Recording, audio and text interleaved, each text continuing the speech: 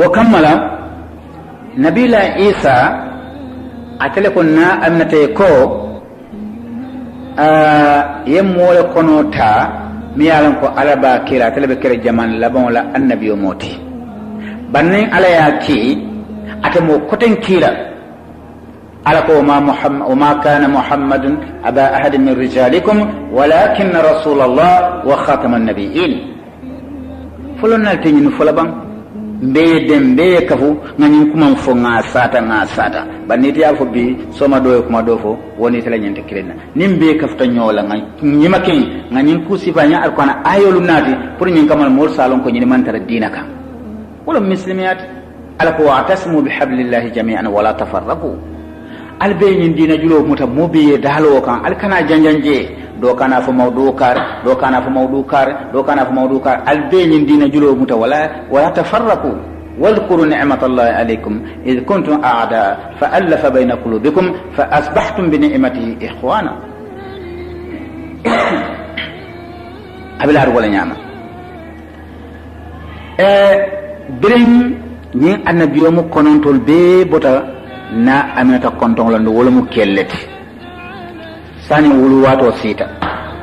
sani la fam keli fana sela mo jan keli min yalan ko wala kam ma be musalla wulu dulato ndol woden ko be tela lo men na malon bar fo nga sata nin ayata ko muslimol lo mon toliti anu kam programme min ke islam programme lemo fo muslimina sonta men na ngafo muslimina man son men na ngafo wo so mo ni benta silo kan ni en kondon falilahi alhamdu ndelbe alale jang ni ala en kalam don abanta tembo minna kila kafirul ikonyo ko ni momo be muslimiya kono alin kane sokodo la kadon fuarol lo meti la tunfiku ala man inda rasulillah hatta yanfaddu ala min fa ako walillahi khaza'inu samawati wal ardi ala la kodo tuje ala la sunna fatumul be tuje sano kodo chabo wala sang man kasina nemo obe bente ala de oton be namin fula nani min na do ko place benta to tebulu ni en konton tol ka muslimiya la fo min be alqur'ano kono kila sallallahu alaihi wasallam akono be abamala wato minna annabiyumul minnu kafata abamala wulbe mu kelleti kelu birin tinwaya ma na aminata minnu fatala je kaba ko min kede ja kaba ko yata baki kila la wulud la to kaba ko min kede je ni ya sate ke dele kadum arjana musulma be ta jele arjana musulmi yalan ko kila fon ya fon sallallahu alaihi wasallam ako nyaanne ne man wuluje anu sonno mon ne man tondi wala kola sakotul se e makan moy wa arjana musulu mala aynu ra'at wala udhun sami'at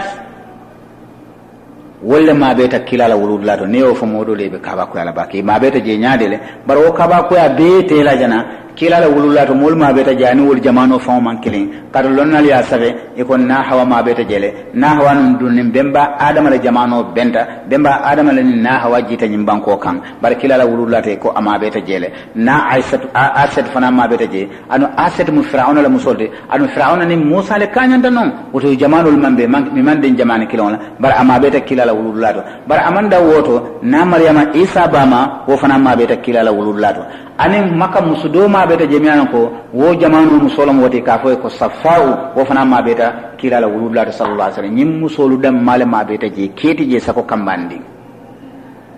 munaka kesi musola wulud lato musoka wulunin damin hannin ma fu moye bar haklo be wo jele kedam mal responsible ta jela akedan malama be min koy ka ma koy miyo min akedan malama be jarta jele badi mulu nin falo do wululan ka jele mol ka bo jele nin sajo be wululan mol ka bo jele an womu be amol sako hadama dimo mi ya lon ko koro manke musol be farin tep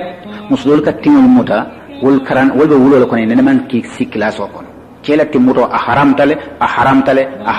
te dala nemma bonda be kala masi bolati wa kamala walla ma beta kilala wuludulato sallallahu alaihi wasallam na hawa anna asiyatu fir'auna la muso anna maryama isa bama anin shafa'u nyim musmanolu wol duniya musollati anin dol jamano kanyanda anin dol jamano man kanya anin musudul ma beta jawul mu arjana musollati alwol futti mutalali sako kelu al tonyal foye al nga tonyal foye nim muso fata ntolla bir kama jang musolu ka ku ni musolu ya ku na kasanketa ya do ndi keso kono akasankerim bandon atra amura suturata foka bang ya bula kunne fana kono keso ya da tawu ni almamo bina salindro lara akany nin karole ke nyin furedum musolum ban fo kelem kanyam fo kelle min ka tingol mute si jalla moy baake almamo ka fa nyin muso min belarin ten saldin kirato kelem ban fo musolem ni kay ko musolem saremo ya bay kabo abata konto kana kumbalonto problème o min bije akeda mal hawla mata jela akeda mal responsibility immediate awala ne ka almamo bayje salindiro wato ayta ala kunna toloto ano wotembo abe fano kono la story ando abe keso kono wonya bari a jam fandi jela anu ni a cika woto wo salindi dinkrato pour kata samba kabur koto ni ala ndi drom isaje molko akemale na kemata je ko abarin ni tem keleti itina mam dem fenna iko ko ma ko le kuma wodi yandala moti sallallahu alaihi wasallam alma alayhi ma koy alma alayhi sutura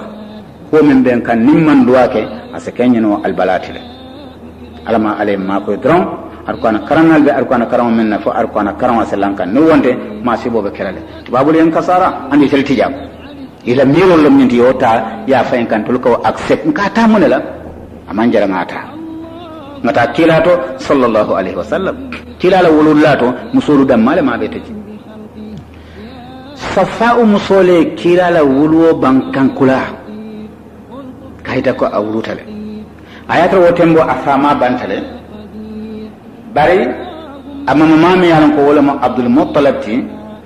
wala ya tola kafa ko Muhammad bilwa tola Muhammadu kasusundir lali nyinaye yalon arabo nyimbe la ahado kono wotembo nin ilam so wulute kasusundir dinkral nyinaye ke dimul ki sandol satel to pour nyen kama susundiro kan ke kiwo sando satel minuto isaje ko isi arab kan e kamin ko al-lughatul arabiyyatul fusha iso moyje kendeke barate danna wo moyo fanala isi ke ado ko luno yela kangol moy fo anyama ya arab yalon wala ka fi sadin kaptalo kono to wala tina yursiluna awladahum fil badiya isi la dimul ki wulu sat sando satel to pour nyen kama susundiro kamala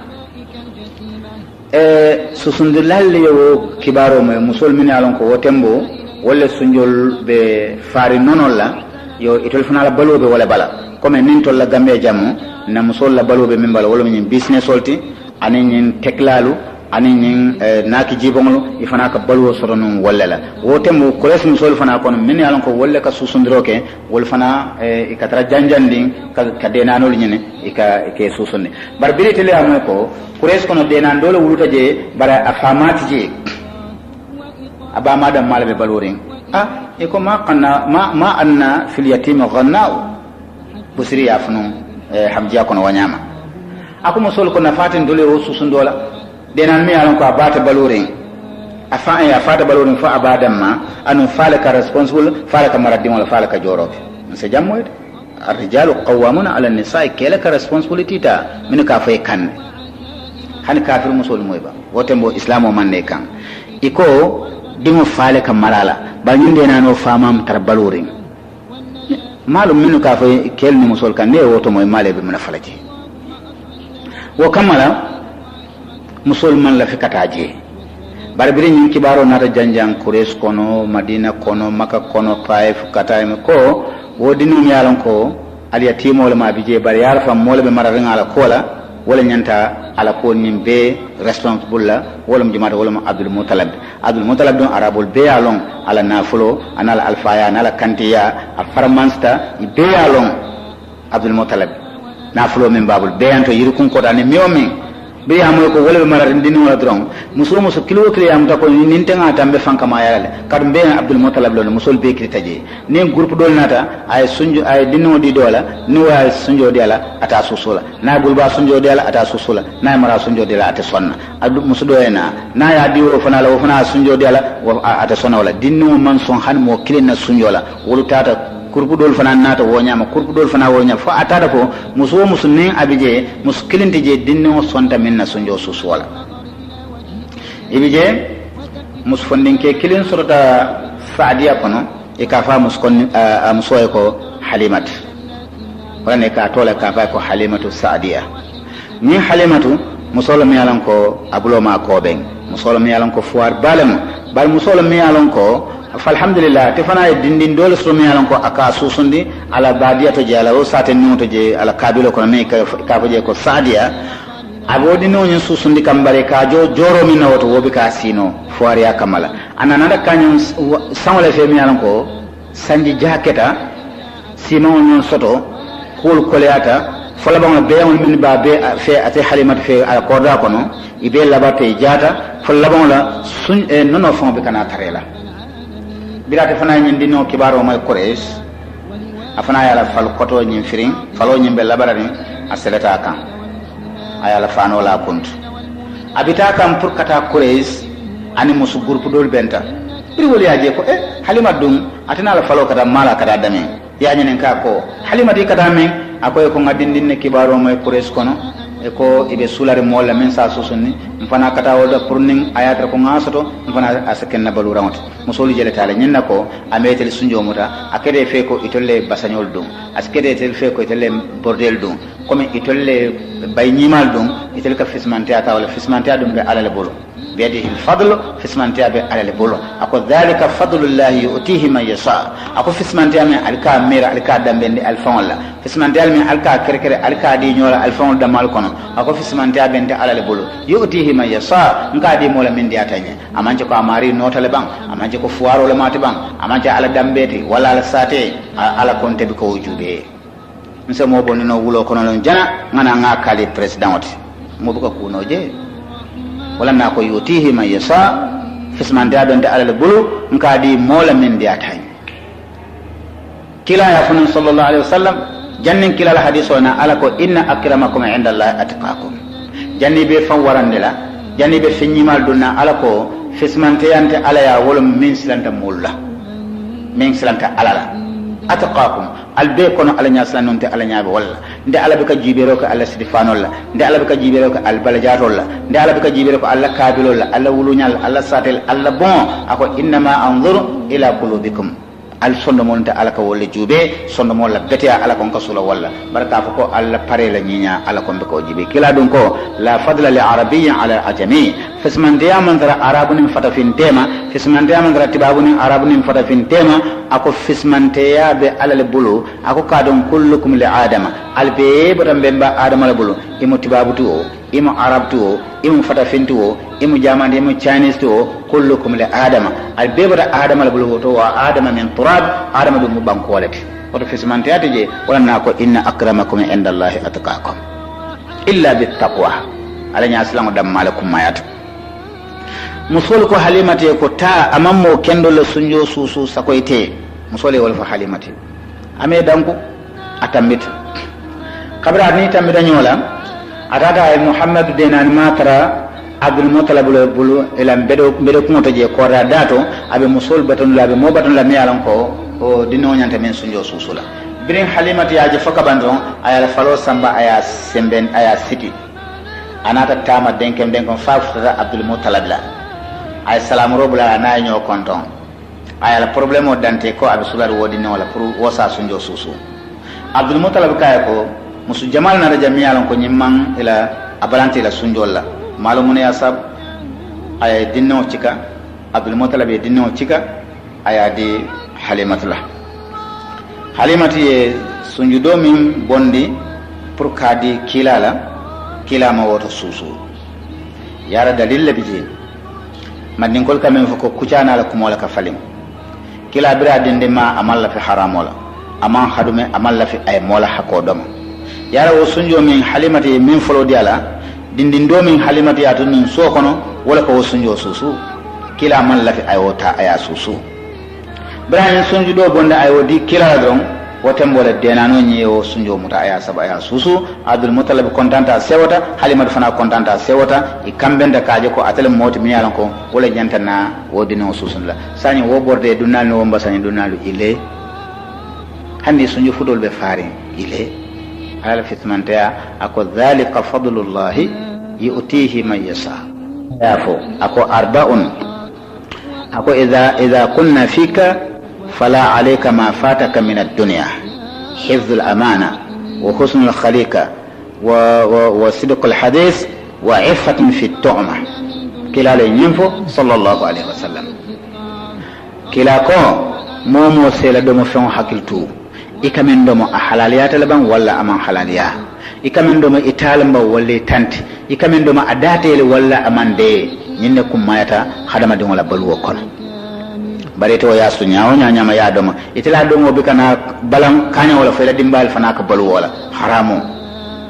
hadama de mo se korosroke ade min do mala wala na kila e woto topoto an bira dindin ilhamu nata kan kila bira de nan ma kulu ala tamasul ka fundi ibe alon ko kula kana kila wala mi alon ko nyato ta kula mu sallallahu alaihi wasallam bira dindin ma wato le korosrol kitala koto kadu jam fulo example fulo di de nan mi alon ko sunju kardo di ala amon so mo susula ay do susute salon ko nyimu den nyim manke de nan kensendi woto nyimmu fenneti mi alon ko sinin sama nga jube ala ko bena laban nan an womu do man dongoti bina dunna min dol kon halimat min ay kila samban wala nyama fo ala korda kono birin kila wado nan ma frata halimat la korda kono kayro ni nemo be sabata korda kono be on min bije ibe labararin labarto manana so je kodek be on sunjul mutate fata tet be on mutate be nun kota kila la hormo kamma sallallahu alaihi wasallam fo ariya banda wo korda kono be na take kayro damalati kila mu nemolati wala na alaka ko ma arsalnaka illa rahmatan lil alamin meke fendi foy ken nemoti dafangol mu me bera abonyama kila muhammad sallallahu alaihi wasallam abo alhalo kono halimat ba kulula aba tobotola aba susundila aba tobotola aba kulula aba susundila fo sanji fulo kamalita ayatara ani wo susunde dindin do mi alon ko ay wala tara halimatiya nyin mo fulo wala nin kila nata ke badi mati itele nata ke terma itele nata ke kuntembe mati keda kafu mati tolle kate kada birin sanji fulo kamata don aya fatande sunjola ba sanji kuluro wo bije pour ka daji ko yande ka nikindi abije fo sanji saba fo sanji nane sanji nano da kamalta wato minna halimatu bala bongo kono tilbula ba abelari kila nala nyen kafu nyoma dinno ibe bongol ko ma keno kono kankan kono ibe sirinje ala lafta kila muhammad sallallahu alaihi wasallam abatile kila dunya dafangol be kan wota kila nyanda kala molti mi alon ko akana nas mankuto soto woto fenfen se modum hadmoto fenfen se modum fanya ko fenfen se modum ala soko do miro min ka wodi kemola ala nata ka topoto ka malaikul kina akambira wodindi ma pour ka wo ka topoto ay ke mo kamalluti ka wo fonta ka wala bondi abala abo bon la bala nyaade le kila na la wo kafunyo manyi ibe sirin kankan kono ayatra halimat be bon kono amela ko kalamta abi jinarila ya je malaika fula boda nan san kono inata fiu fokip ilota khabri ilota nyindini mo fulo kondo doye o kafunyo dole muta akonyi ndoye ko nyinan ban wodo kay hani nyinte nyinan membe mbulujam yo do ndindo bula kila be dami be na toto ya busandi wala nyama ya siso fara kabra siso fara inata na subu kundu fimo fundindi je ya siso senda nyama ya dresi akamun ko hani bere so ne mankeje ya je itita idunda sanwo kono ye jube foyi ye manta bire ye manga dron kila be sirin damin nyindindin do nim boro bota atata ka halimatu tek ka fa ko halimatu akaya ko nam akaya ko muhammad hayna ngaje ko kefral bota nan sando yanne ya busandi ya siso fara malaminam haliman nim boro wulta wala nyama nin kija faro anata muhammad rasiri wo kangan kono nyama anyapita kan aya muta aya cika ako kila ko mabika munaketela munabela kila ka ko kad jaani rajulan alayhi ma siyabu bidin kila ka ko kefral natan kay jidanan kabanan sando fani koyole be bala ikon sunyol be koyrin findi nek serol be diaring barante malo wo mo sifanya de lete bar yara malaikol le aka ko bi fatanna wa akhadhani imoflo yamuta wa saqa sadri inadan siso fara wa akhraja minhu mudghatan wa lastu adri ma hiya biri yamuta yambusandi ayata do dole muta do ente muta kilala be diamu kan halimati do ko do nyinnen bang aw ni don ka hani wonte nyinna mimbe mbuljan kila ko halimate ko yembu sandu wala nyama yensi sofara ngaje subu control fundindije bare malo ko munati halimate kila la sisda ka to jube ka balo be korsi nyawnya hani were so no amaji ara wotembo ayta sayyidina jibril alayhi salatu wasalam wala womosi na konjo senwala akamulon ko jenene man fara e ala ka wala ki inma amruhu idha arada shay'an an yaqula lahu kun fayakun halimata kijo farata adeuta aya jibe ko min fo setano lembang jannin setano walla jino leta wandi dum fambulu moto mbado nga sendi nga murde ala molu kan wotambo kila siyobe sanji nane ay kila murde abama kan wala nyama maka kono ila kabilo to je dami kafa je ko quraish aya murde abama kan min kira na aminatati kila sabarta abama bulu sanji kilim fulanjang dron abama fana band ay sanji fulalake abama bulu ay sanji nani ke halimar bulu susundirla sanya siyo sanji wor kabra abama banta kila nadana sawun ala kuluro nadana sawun amama mabulu mi yadi susundirla la wala mu abdul muttalib wala ma fa mati wo abdul muttalib mama yani mariyamin bani kila muhammad sallallahu alaihi wasallam wayatina kila kanu wala mi yalon ko awata kanu ta da fo labon la abdul muttalib ya kila tambindi adingol mume bella afon e minu wula kila tambindi wala kanu kamala ibo wala na wala min nin domoro sita ne kino londi dron akafal ko ahdiru muhammad adomoro te kala jam fo muhammad yana falo nim muhammad nada asa muhammad bulo mota aya sindi ate abdul muttalib fon karten donla domoro dawada diata ate akwalata ayo ko kila muhammad koto sallallahu alaihi wasallam kano kamala ibo nyama fo sanji kilim fulan jaw sita kotake comme ay sanji fulake abama bulu nyama abama nada na bang ay sanji fulake amama fana bulu dire abama mabulu wo kuluro la dron sara courant e amama ma bra amama ya lonko abdul muttalib ya lonko mbe fala nyam courant tole ay kila fandi ma commande mi ka fa ko abu talib kila fama kotol mo abu talib amda ko abu talib wala doma mo abdullah wa abdullah wala kila wulu ay o commande bre abdul muttalib abu talib commande aka ko nyindi no idingolem bawo idoma dingolem min kata abdullah mbe ya marla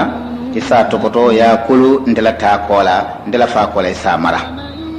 kabra wo sen ya marlol beke abu talib ayatra abu talib fana wo tembo molamat mi alan ko ala nafulo man sia ala harjama yirwa bak bar lungu men kila la maro dunta de bulu tron kila sabarta te ya tron ala na baraka bake ala nafulo na ta yelon ala nafulo na ta na yirwa kila sallallahu wala na nimmo mo la fila nafulo yirwa kila kan momo lafta ila nafulo yirwa sada bondi fembondi ban kila la mawludo sallallahu alaihi wasallam fenji ko yadi mola mimbe kila la kuma kan fola bi suto la yajibe ala nafulo kala nyaade ne kila mata ko ko la be mu barakolati kila kita mewmi don abere ka kati wala tinna kila wuruta karo minna akata karo be fismanda wala rabil awal kila wuruta banko min ka wala makati ala ko jela ko wa hadha al balad al amin kila fundita dambel min kono wo dambel bekata mo kendo lati walna ikaytole ka ko kurama ibe mo buñaale won lati kila ko bela ka baraka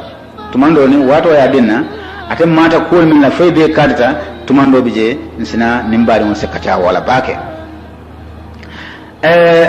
kabira be abu talib bulu fo abu talib la nafulo nata na yirwa abu talib fana ka karandike ya do kolla ka samba safar lola taninna ibita yaman ibita sham kata tebe wala kuma alquano ka funu nyame akoli ila fi quraish ila fi imri ila tasta wa sayf ako quraish kol dalta mina wala mustil kando wato an sanjano wato pour nyin kama eta jula yalla akoy kawo kenyina kama fesa alabato nyasoto falyabudu rabb hadha albayt ni alkaba nyami nyimbumba feso batuno bum juma allaji at'amahum min ju'in bum yalan ko atleke domornde ke tankande konkola wa amanahum min khawf ake limane fana ni dundaje mote kelen la mote fala kabrol tenor wala na alqano ka fo man dakhalahu kana amina momo dunda alkaba kono dron lanna ya damal stote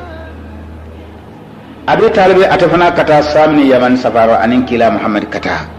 oto sanyi wote mbo kila siyo sanji sei kata sanji kononto kan tam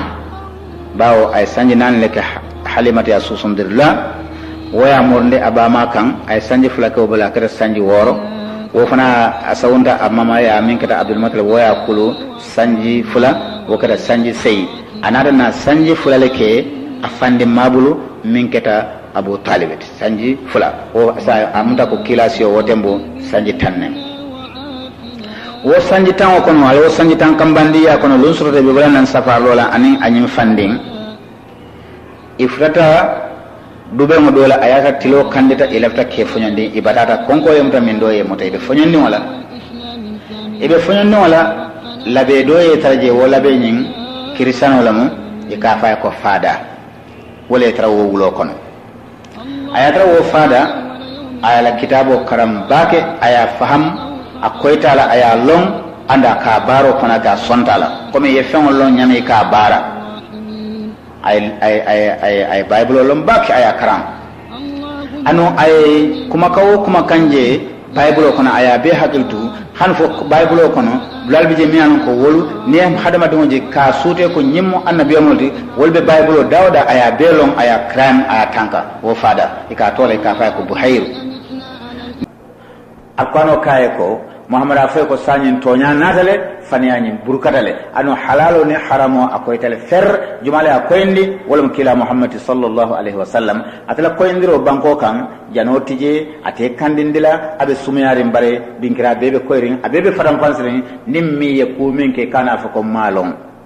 ne faniya fo inyanta lon ko faniya haram tale jumale akoyndila kilalem ne jeno ke inyanta lon ko jeno haram yatale jumale akoyndila kilalem ne sunyaro ke alon ko sunyaro haram tale kana fa ko malon mote kerim bi kilala na kola dalilo e tarebulu alama fa wala ka fa ko manyen ku karlon ni malon ay lonnal trandi je mi alon ko koy ko fasalu ahla dhikri in kuntum la ta'lamuna alman sawu sallon ala nyinin ka jannin alninta ala be benna nin alman miyomin lon ala nyinin ka ibe fundla dron ibe mojala mi alon ko isa nyinin ka non ila dinola asa koyla fer odo ni ji sumaji isalon ko nyemu fendare wala ne nonoje isalon ko nyemu fendare wala ne bara kennoje isalon ko nyemu fendare wala ne bara jawje isalon ko nyemu fen haram wala abe koytel fer comme kila fon ya fonu nyame ako innal halala bayyinun wal harama bayyinun haramo koytel fer kaje ko nyimo haramo leti halalo fana koytel fer kalon ko nyimo halalo leti woto kila nata ka kenye noralanti ka kenye lampi bati nyin duniya kono woto nyin tilfuro le be keri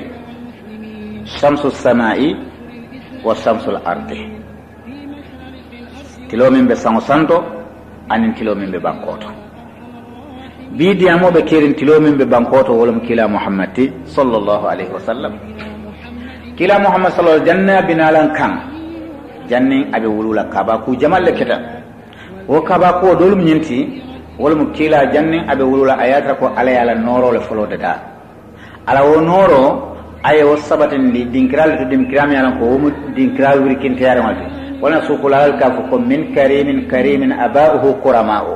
kila botam min bala mo fismante allemo abada mo buñaro ngol lebal wol fana botam mo buñaro fana bal wol fana botam mo buñaro fa mo molto wol be mo qurama'u be mo buñaro ngol damalati mune ye buñandi wonyama wol mo ate kila la noro sallallahu alaihi wasallam birin alaya tunkam fakaban aye bandi ay fa kendo le jube dinkra kendo do miyanon ko ka faje ko quraish miyanon ko abe makaban ko kam ni aje ko je ko quraish iko kabilo lo miyalon ko ifatiata baati ike kendeyata falla bangla nye dole be ba kono arabul kafo nye ko quraish wala kamala nyin kabilo ta ya tola quraish ila fatiya kamala anila ke kendeya kamala alay nyin noro kere kere ay alfa ba do jube wala to ay nyin noro tampu wala koto ben wo noro boto wo koto wo fana e men wulu noro nato woto wo fana e men wulu noro nato woto wo fana e men wulu noro nato woto kila noro abe sawna kabo faado koto kana faado koto kabo faado koto kana faado koto yaje alaka kende yake sabata ni nyame anaka kende anati no nyame kila fama minketa abdullah ti wo abdullah fama mo abdul muttalib leti abdul muttalib nyin alfa balam quraish kono mi yalon ko a faramansta jama be yalon amake mono ko ndindi ni abdul muttalib ay dinke tannin kilin soto ala balwo kono wo dinke tannin kilin jamu mi yalan ko wala mu dindi mati wala mu abdullah ti wala nyin kila muhammad wulu sallallahu alaihi wasallam kabrin noro ya sawnin ñola fo noro nata laban abdullahi to abdullahi mi yalon ko atele moti mi yalon ko ala la lañino to atele ala ya atele kere pour que muhammad wulu ka fundin nañin duniya balwo kono birin noro babala dron sani hadama dimo be ñabota abdullahi fe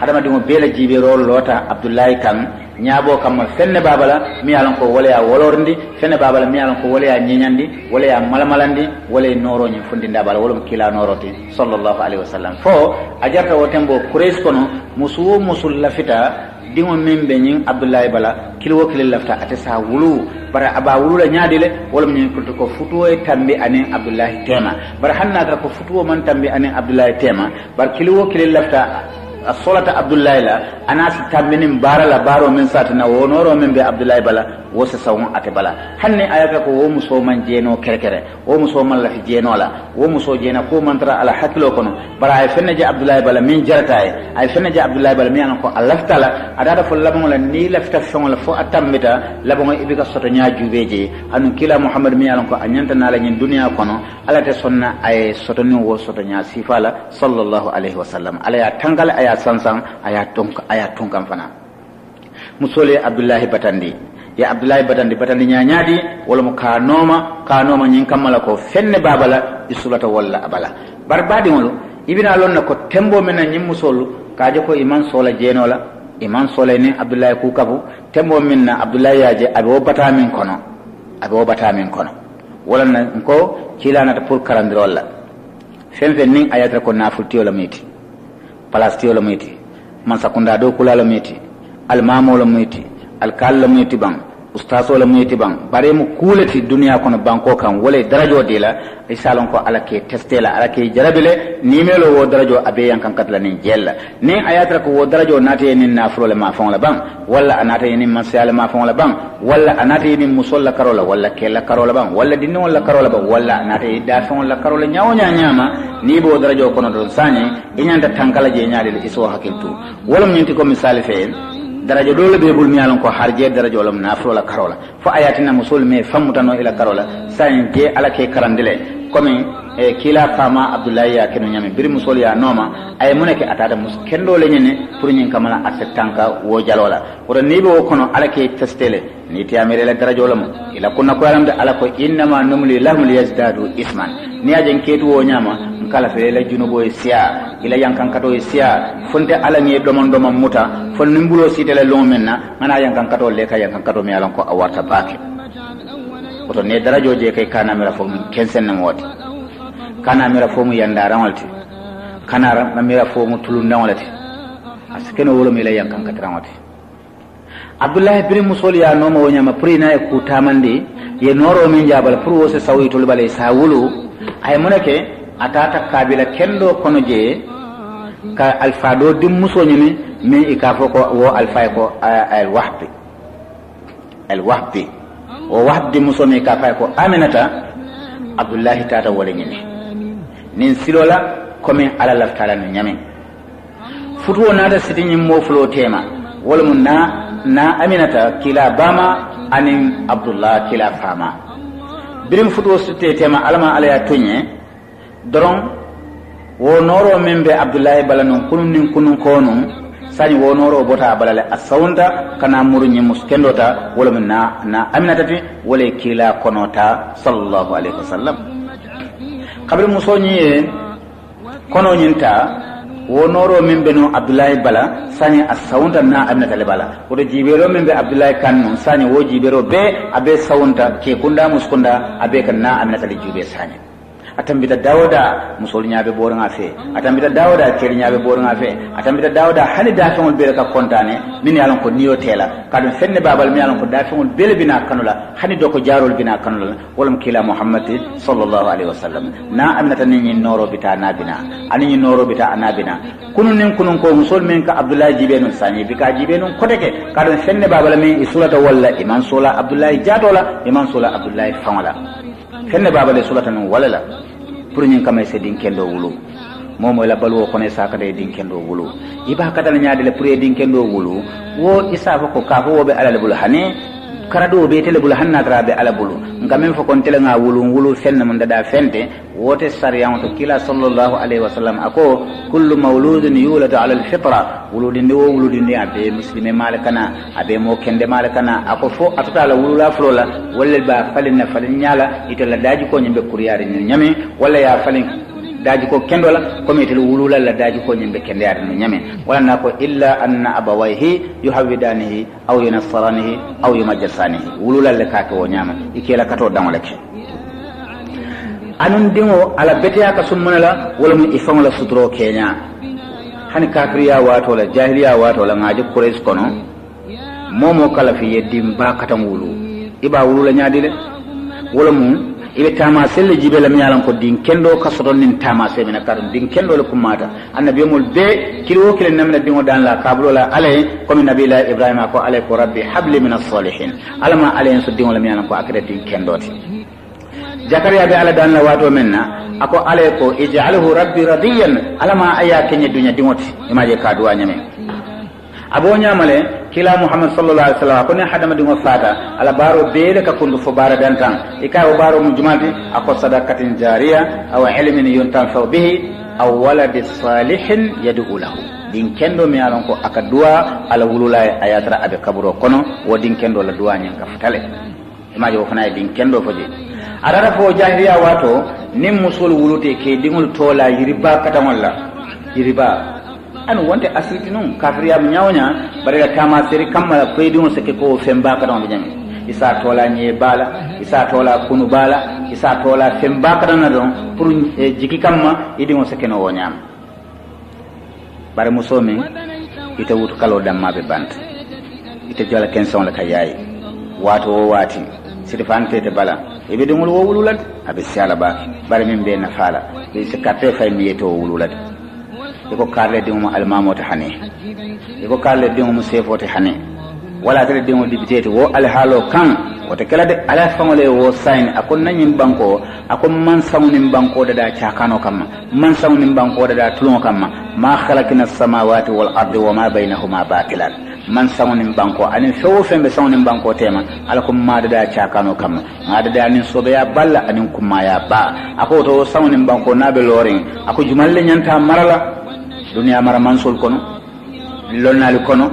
mo kendol kono alko san jumalle nyanta marala fali amara nyem banko nin saw ngarda kensegel kadum mo furu ngol alako hani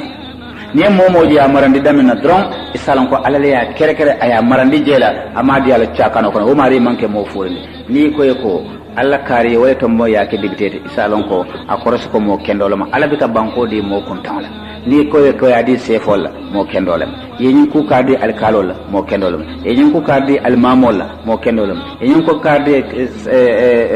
kabila alfal mo kendolem ala ko innal arda ako nyim banko mi jete yarisuha ibadiya as-salihuna nyim banko mo kendo da malaka keta wala ka alfaya ye momo ke kuntiti je ye momo ke marallati je ye momo ke femfendi je mo kendo da malamo bar mo fure mo kalaw mo alabikala lahido cika ayadi wala abikala dino maro diala abikala almamiya maro diala abikala sefiya maro diala abikala alkaliya maro diala sako dipte ya sako minister sako president ya ala manke man soti mi anan ko akacha kane sako ala nyimbanko kan innal arda yarisuha ibadiya as-salihuna mo kendo da malaka nyimbanko keda mo kendo da malaka nyimbanko mara mo kendo da malaka nyimbanko kuntiya ala le wofo ni de juken sango be tamale idi woni ne tekele fendi nyimbanko kan ala manke man satulunade ite abeke tulonto to yeyanda yedingol betinya andu ite ko nganyale wo sabo ajibe bam kila jamano sallallahu alaihi wasallam muskendul kama nyami anu kafiriya de keri wo tembo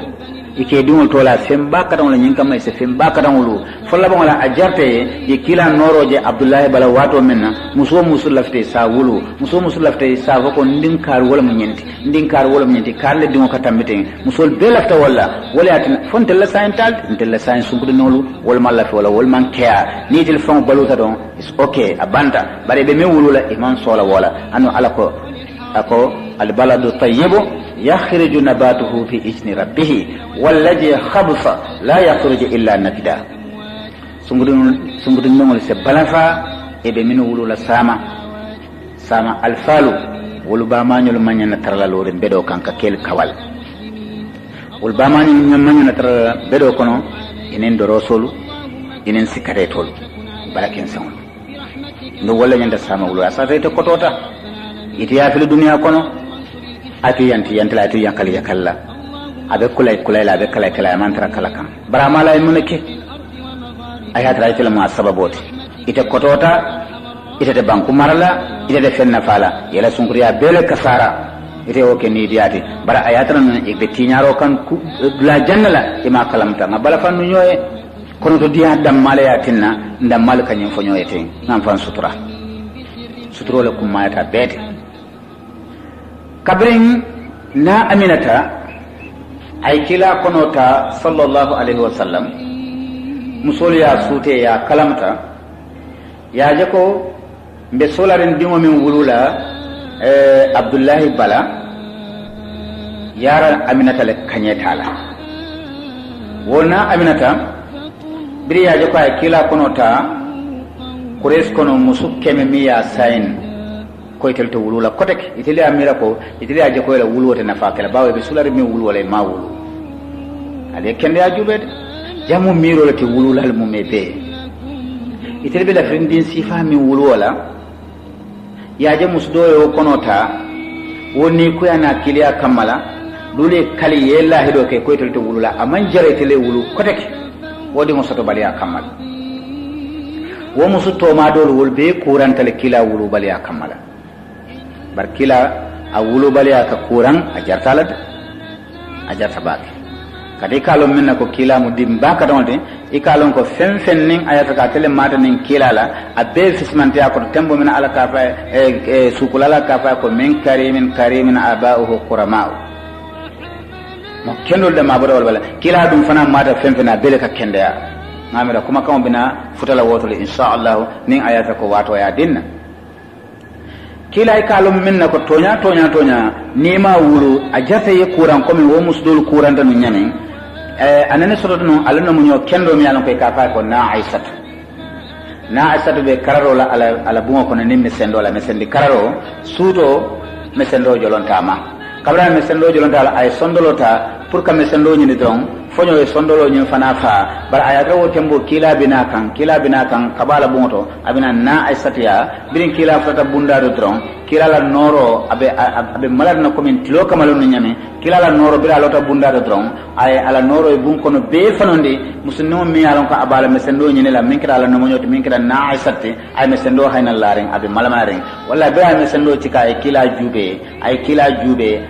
jube sallallahu alaihi wasallam ay sukote kila wala mu ka don kele ka fay ko inyongo musuma wulu andu jannin albala banko nyin keda dunya be kirla inyongo musuta wulu la kotek musme nyongo wulu andu musute nyongo wulu la fanade ajibe mo jumala mi alon ko suda dibo kono yelo bundato ila lightning ila noro ay bon kono be malamalante wala na ala ka fay ko wala sawfa yu'tika rabbuka fatarda wallahi kalta ko e mario be solale sor nyala mi alon ko fay dunya kila fengo bele ya kanu ala ya so soro bella nabe tamala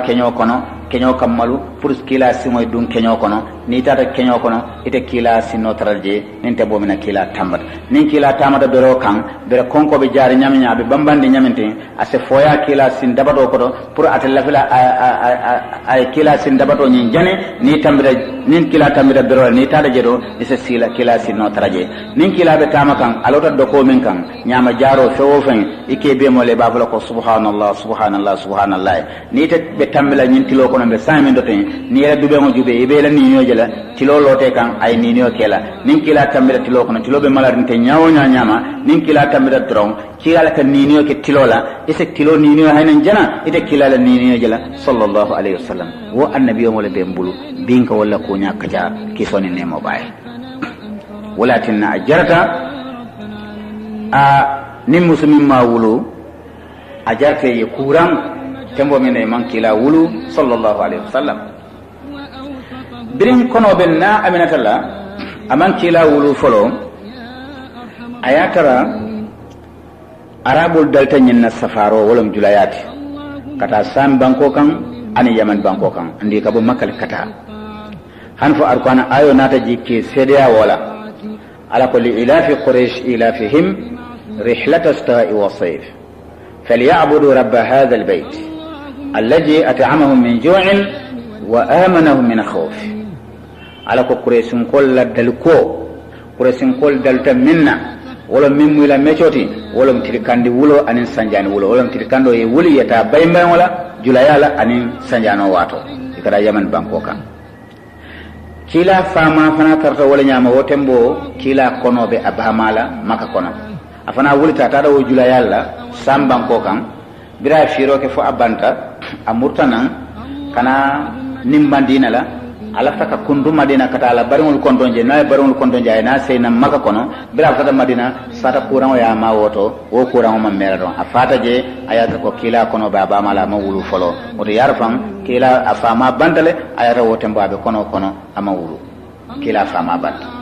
sanya ba ma bije bar kila la kono kare folo na aminata ko abije ayaje moya la bunda konkon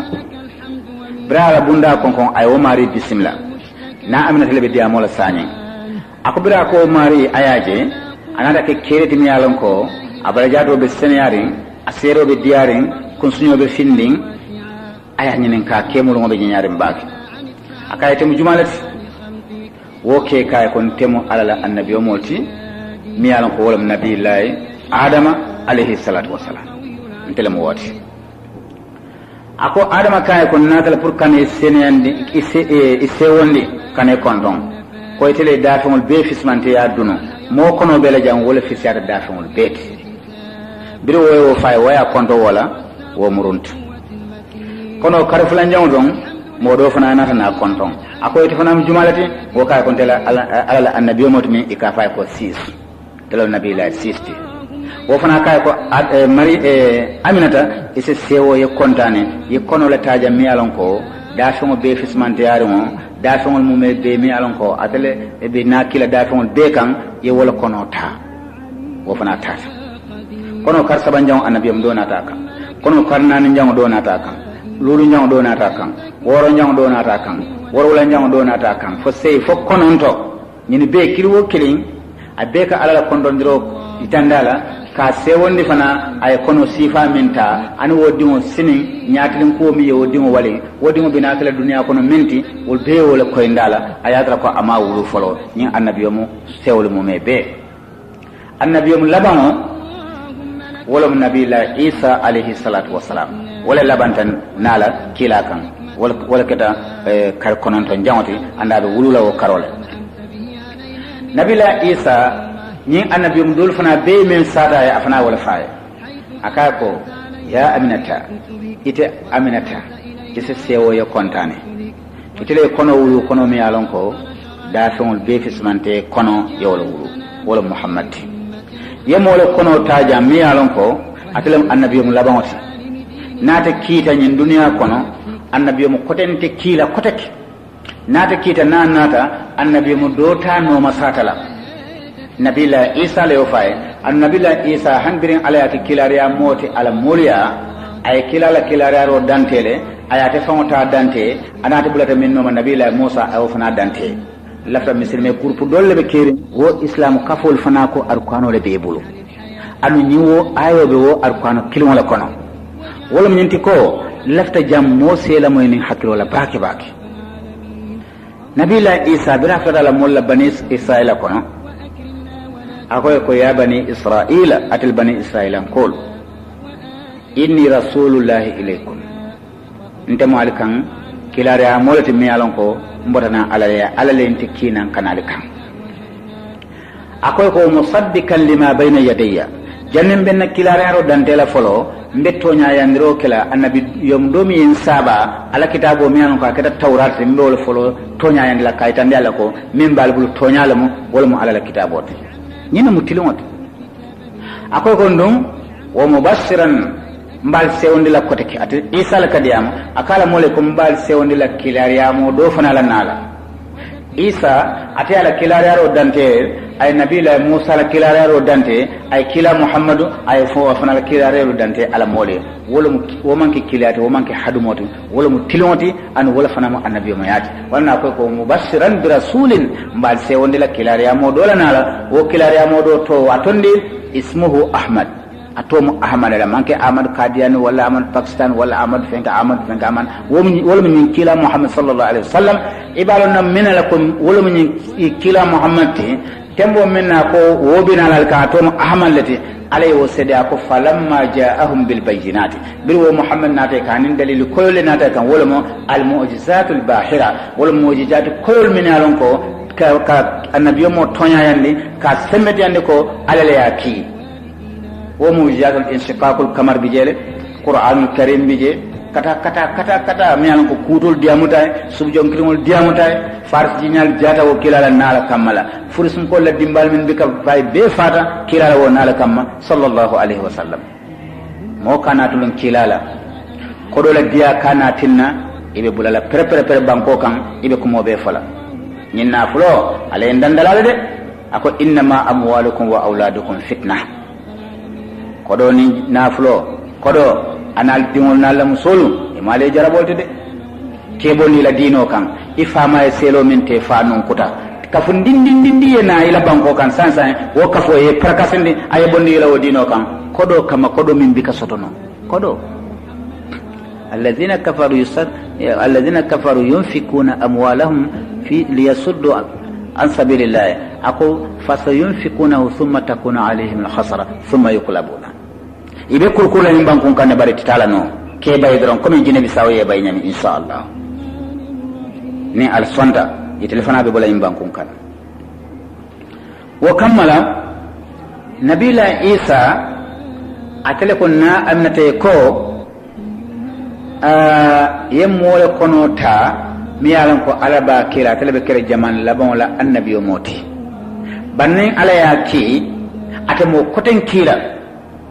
ala ko ma muhammad wa ma kana muhammadun aba ahad min rijalikum walakin rasulullah wa khataman nabiyyin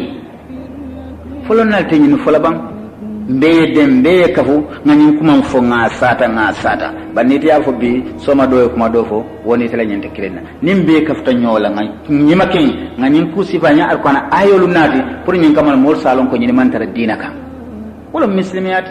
alako wa'tasimu bihablillahi jami'an wala tafarraqu albe nyin dina julo muta mobiye dalo kan alkana janjanje do kana fo mawdukar albe nyin dina julo muta wala tafarraqu واذكروا نعمة الله عليكم إذ كنتم أعداء فألف بين قلوبكم فأصبحتم بنعمته إخوانا